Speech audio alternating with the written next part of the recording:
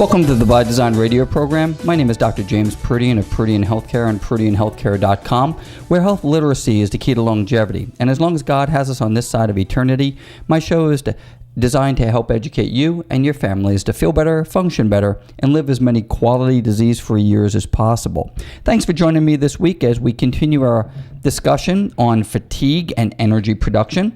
We are talking about the 8 things, or the 8 most common things, that causes us to feel fatigued, to create lack of energy. And our bodies have a design that has a built-in mechanism of creating energy.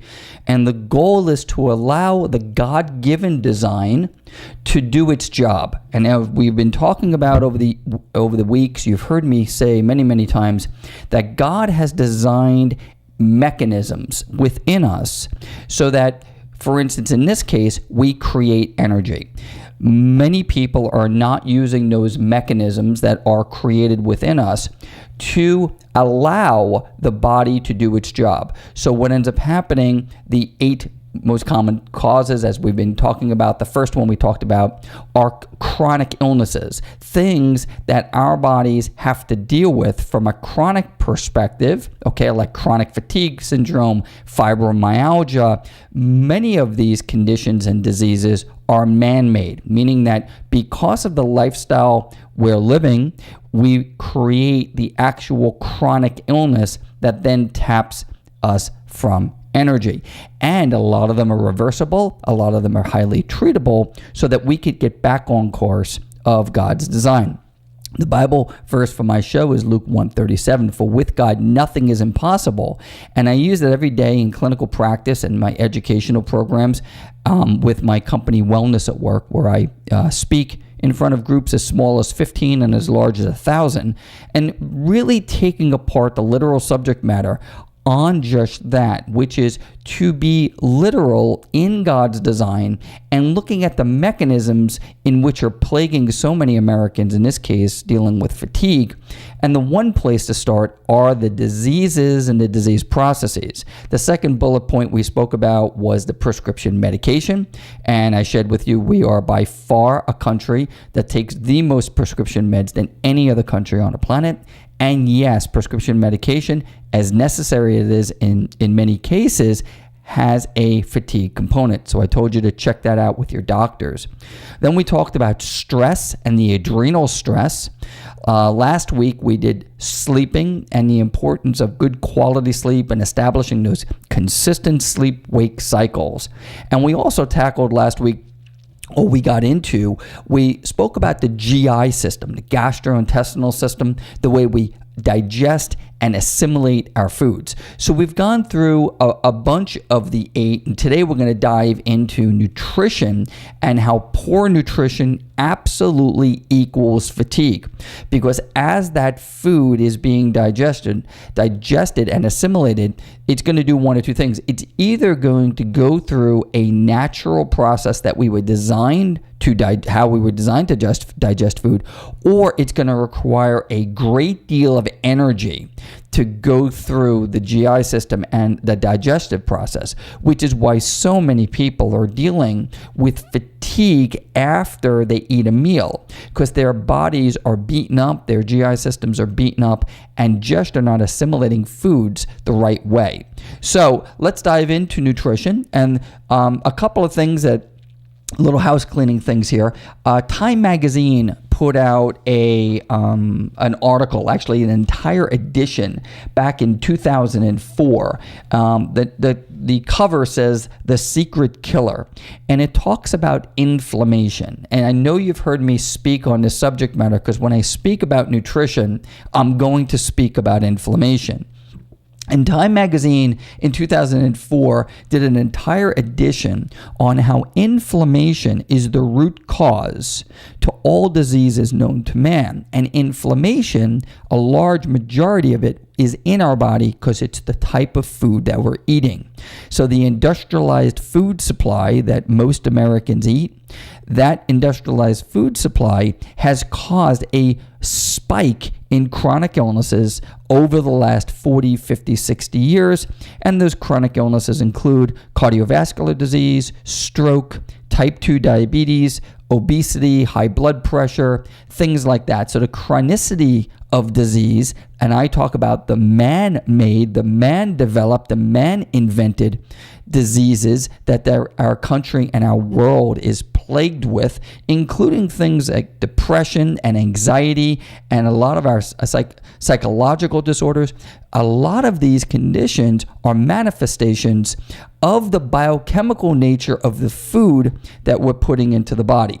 So the inflammatic load of that food, which Time Magazine did a great job of illustrating back in 2004, is probably what, if you guys are reading and keeping up on some of the research, you're seeing more and more come out from our Harvard med schools and New England Journal of Medicine and such on the impact of inflammation, and that inflammation is coming from our food. So fatigue, being a direct byproduct of poor nutrition, can come from things such as dehydration. Many people don't even realize that they're dehydrated.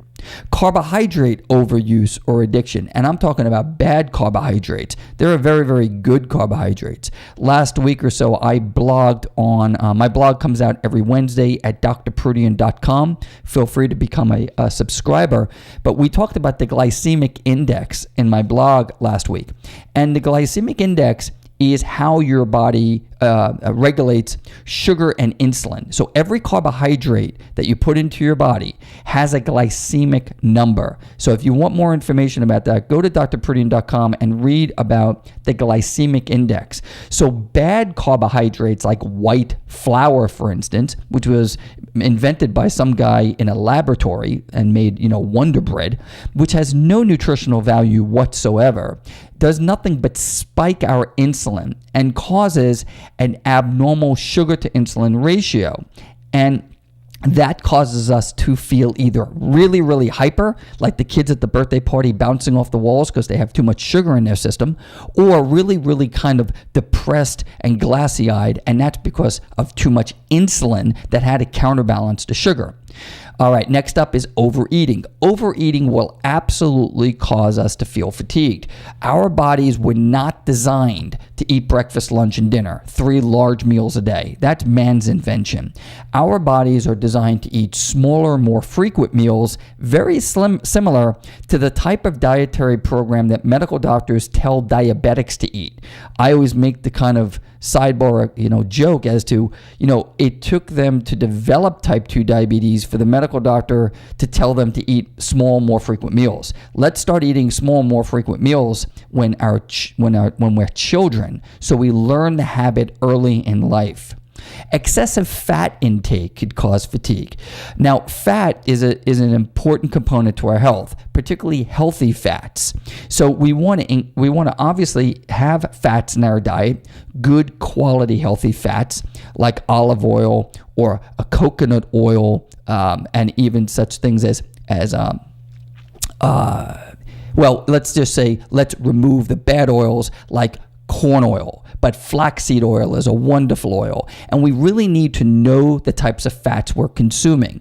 Margarine, which is a man-made oil, should literally be outlawed. No one should be eating hydrogenated corn oil. It is that bad for us, and it's that bad for our livers and our bodies. So excessive fat intake could absolutely cause fatigue. Eating habits that reduce our metabolic rate. This is fad dieting. Ladies and gentlemen, let's get rid of diets. You die on a diet, particularly fad diets that are coming out every week, and somebody's trying to sell me a book. The body is designed at various times in our lives to be eating certain ways. We require typically different things when we're teenagers than when we're postmenopausal. So we have to have the knowledge and the literacy of the types of foods that is best for us, and fad dieting is not it. An inadequate intake of nutrient-rich foods can also cause fatigue. God designed our soil and our food to be nutrient-dense. Such things like kale and dandelion and romaine. There are some wonderful dark green leafy greens out there that are nutrient-dense. We want to be eating nutrient-dense foods and not calorie or nutrient-empty foods like white flour, for instance, or soda, or things that fill up our gut, but really have no nutritional value. All it's doing is filling us up, and it's actually causing deficiencies and fatigue in our body. So dehydration, carbohydrate overuse, overeating, excessive fat intake, fad dieting, and inadequate intake of nutrient-rich foods are all poor nutritional habits. These types of nutritional habits over the last 30, 40 years have caused the epidemic of not only adult obesity, but childhood obesity. We're moving to 1/3 to 40% of our citizens are clinically obese. And the cost of that is one of the reasons why we now have Obamacare. And like I said last week, my position on this show is not political. I just try to speak facts, and the rising, escalating cost of chronic illness in our country is unsustainable over the next 20 or 30 years. So because of a lot of the chronic illness has been man-made, this show is designed to identify what we can do to stay away from that model. And I'll prove it to you. 90% of the food that Americans are eating right now is inflammatory. So the grains, and that includes our corn, the refined sugars, the omega-6 oils, that's from corn and soybean and sunflower, all of the bad, rancid oils that man has created, dairy products, alcohol, and our meat that is grain-fed, which makes it juicier, but makes it unhealthier because we're eating obese, unhealthy animals out there. Cows 300 years ago couldn't sit around and graze all day, guys. Okay, they ate grass, which is a non-inflammatory food. It wasn't until man started feeding them grain in the form of corn that we created a highly inflammatory animal. So 90% grains, refined sugars, omega-6 oils, dairy, alcohol, and grain-fed meat is 90% of the current food supply. 10% of the food supply is fruits and vegetables. So we've got a gigantic swollen ankle out there that people continually to run on. You wouldn't run on a swollen ankle. Yet our liver and spleen and colon and each one of our cells, if we're eating a highly inflammatory diet, is prone to chronic illness. And because we're prone to chronic illness, we see the cost of treating chronic illness skyrocketing. And so much of this is due to the poor diet. And this is why so many people are fatigued. Wild game, for instance, going back to the grain-fed versus grass-fed beef, wild game is 2 to 4% fat by weight.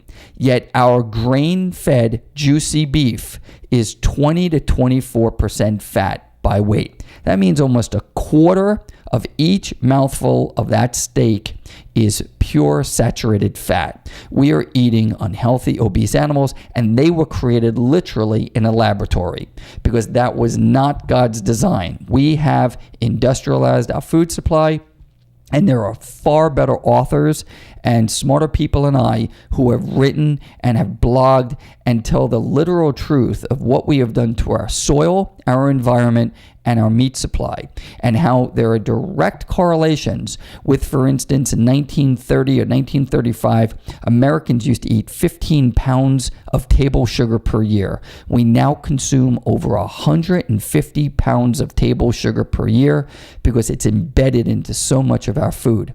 Table sugar is the leading cause of obesity and the leading cause of type 2 diabetes, not fat. So this man-made industrialized food supply, just like with the beef, highly inflammatory, highly toxic, and yes, causes fatigue. The same thing was with our oils. I told you about bad oils. Omega-3 fatty acids, which are found in our cold water fish, the EPA, DHA, that is an anti-inflammatory biochemical. So we want to be improving our anti-inflammatory state. That's why fish oil is so healthy for us. Only please buy good quality fish oil because it's coming from the liver of a fish. So if you're buying toxic fish, or if the supplement company is using toxic fish, you're taking a bad product. So omega-3 fatty acids are anti-inflammatory, yet oils from corn and sunflower and safflower, these are the omega-6 oils. These are pro-inflammatory. So we need both omega-3s and omega-6s in our bodies. It's just that Americans are eating 20 to 30 times more of the omega-6s than they are the omega-3s. So we need both. We're designed to assimilate both. But man has made these cheap, inexpensive oils and have saturated our food supply with oils from corn, for instance, and also sugar. And that has caused this skyrocketing of obesity and other chronic illnesses, including fatigue. So 90% of the American food budget is spent on processed man-made food. Americans spend $110 billion on fast food every day. It's mostly grains, sugars, omega-6 fatty acids, trans fats, sugar and high-fat meat. We are substantially deficient in fruits and vegetables, and the result is a lot of inflamed, swollen-looking, overweight people prone to itises. I-T-I-S at the end of a word means inflammation. Colitis, arthritis, pancreatitis, neuritis. So if we have an inflammatory condition, why would we eat 90% of the American diet is inflammation? I mean, that's just silly. If we have an itis inside of us and it's been diagnosed, we want to eliminate and dramatically reduce the inflammatory foods. We want to drink plenty of water. We want to reduce the consumption of sugar and starches, small, more frequent meals, healthier fats, reduce Bob's man-made food, eat whole fresh food as much as possible, get rid of the whole fat dairy, the fried food, the fast food, the snack food, and really focus on dark green leafy vegetables, fruit, cold water fish, nuts, seeds, and water. And I'll talk about supplements later because I have to end my show. But this inflammation conversation has a direct component, guys, to the way our bodies produce energy. Thank you for listening to the By Design radio program and joining me, Dr. James Proodian, this week. Please go to Proodian Healthcare if you have any questions, and have a blessed week.